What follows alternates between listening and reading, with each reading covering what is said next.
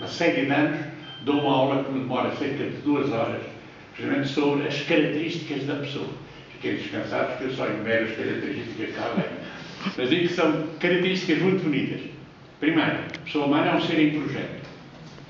O ser humano é um ser decididor. O ser humano é um ser simbolizador. O ser humano é um ser em relação permanente e crescendo constantemente.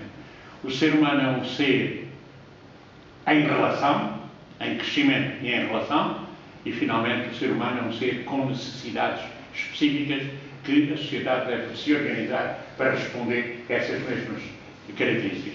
O mais engraçado é a história do ser humano portanto, em projeto. Que projeto? Projeto descritivo, projeto utópico, projeto intermediário. O que eu sou, o que eu sonho, como é que chego ao sonho. Isto, qualquer pessoa, em qualquer idade, vive esta dimensão, ou está a morrer, ou não está a funcionar, ou desanimou, ou se destruiu a si próprio em termos de realização para lá daquilo que vive. Eu nunca mais me esqueço de um episódio engraçadíssimo. Eu sou contador de histórias também. E realmente, uma história engraçadíssima que passou com o meu pai. O meu pai tinha 93 anos e um dia, um domingo, eu soube que, um domingo de Ramos, eu soube que ele tinha dado entrada nos hospitais da Universidade de Coimbra na urgência. Meti-me no automóvel, 2 horas depois, estava ao pé dele. E quando cheguei ao pé dele, ele ainda estava numa maca, depois sentou-se na maca e disse: ó Vítor, não te esqueças que na quarta-feira temos que ir à guarda. Tinha acabado de entrar numa unidade de urgência. Repara, não tinha perdido o sentido do projeto, porque tinha combinado comigo que na quinta-feira seguinte, que era quinta-feira santa, e portanto eu ia à cidade onde me ordenei. Repara, ele queria ir comigo, porque a terra dele era ao lado da guarda. Era ao lado da guarda.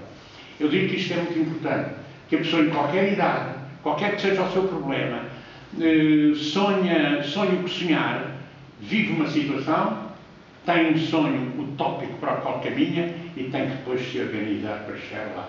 E o drama é que muita gente depois neste caminho quer chegar depressa demais. Ou desistiu de chegar lá. Isso é dramático para a pessoa. Portanto, a pessoa não é um ser em projeto, é um ser decididor, é um ser livre, é ele que decide a sua vida e, portanto, eu digo que no processo educativo temos que sempre ter em atenção oferecer alternativas. Mesmo à criança, para ela começar a aprender a escolher e respeitar as escolhas que o outro faz, sendo quem for. Portanto, é tão interessante toda a dinâmica da relação ser uma relação em alternativas. E depois é ser simbolizador. A história da simbolização é lindíssima. Há uma grande autora, a Elizabeth Kübler-Ross, que fala dos doentes terminais, dos doentes em fases mais difíceis. É engraçado que a Elizabeth Kübler-Ross, efetivamente, a certa altura, tem histórias em que ela diz: é importantíssimo um diálogo simbolizador. Um diálogo simbolizador.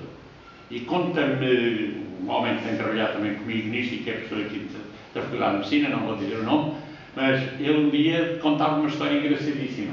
Estava um doente muito mal e oncologia, portanto com uma neoplasia grave, e ele quis animá-lo para lhe dar coragem, para que se sentisse ainda capaz de ultrapassar as dificuldades.